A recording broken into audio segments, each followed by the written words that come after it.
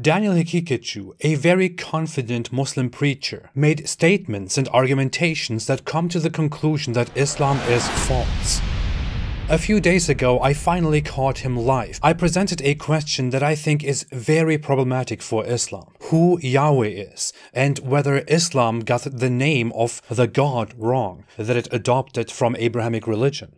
Daniel Haqiqatitjou had no idea what is going on. He was not familiar with this argument, which is okay. You don't have to know everything. He spent his time researching while we were talking, but he tried to argue very firmly about this during the stream. Actual Jews, they have used the word Yahweh to refer to God, but they also continue to use the word El. The problem is that at the end of this debate, when he didn't see any way out of this argumentation, he came up with a final resort that is extremely problematic for all his beliefs. He proposed the idea that Yahweh is a polytheistic pagan name which the Israelites adopted from a pre-Abrahamic polytheistic Canaanite religion and thereby corrupted their own religion and their scripture. He now seems to have trouble remembering what exactly he argued, but when you go back and review the footage, it's very clear what he says. It's perfectly consistent with Islamic beliefs that a polytheistic name Yahweh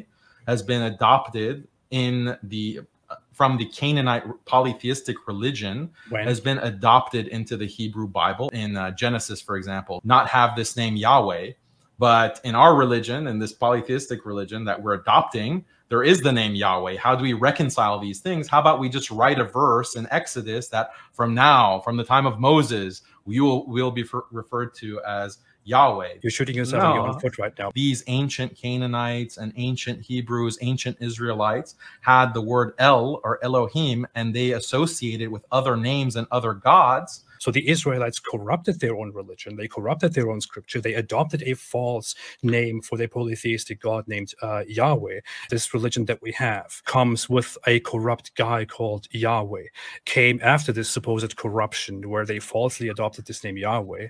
And his idea is that later prophets were actually in a fight against this corruption. They kept corrupting their texts. They would take a teaching from a prophet and they would distort it. And so another prophet has to come to correct it. So that's perfectly in line with the Islamic conception of prophethood. He has thereby unknowingly declared Islam false. Yes, if you are a Muslim and you argue that Yahweh is a polytheistic name, then you are, without knowing it, denying Islam and declaring that Islam is false. And here is why. Now let us look another example of biblical figure, which is also found in Islam. This about the prophet Elijah, which is another theophoric name, and Elijah means my God is Jehovah. Please listen to this Islamic claim. Elijah in the Quran has been mentioned twice, and his story is told in brief. He was a great Israelite prophet, who warned his people lest they worship idols, and invited them to monotheism. In fact, Elijah is a prophet that is revered by all Abrahamic religions, including Islam, Christianity, and Judaism.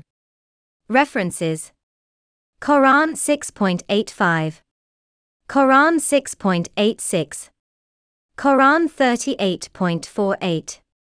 If Israelites borrowed the name Jehovah from pagan Canaanitish people, why Allah took that name, put it into his Quran and Hadiths? We advise our Muslim brothers and sisters to think before saying something against other religions or books. First know your own books and the foundation of your religion, then you can talk about something with confidence. Did Mr. Daniel say the name of God, which is Jehovah, is not found in the book of Genesis? He is not telling us the truth at all. He is lying, as did his false prophet. Let us again look into the book of Genesis and find where the name of Jehovah can be found. Here you are. Genesis 2 verse 4.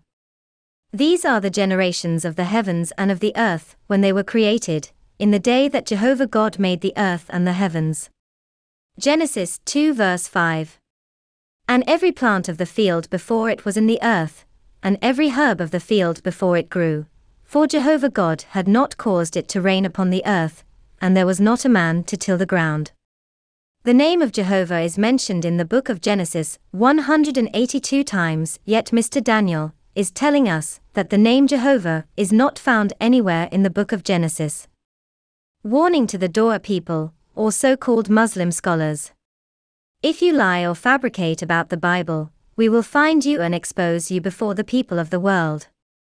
Therefore, watch out. Thank you for watching, and if you like this video, please like, subscribe and share with your friends. Until we meet again with another episode, may the true God, Jehovah, bless you abundantly.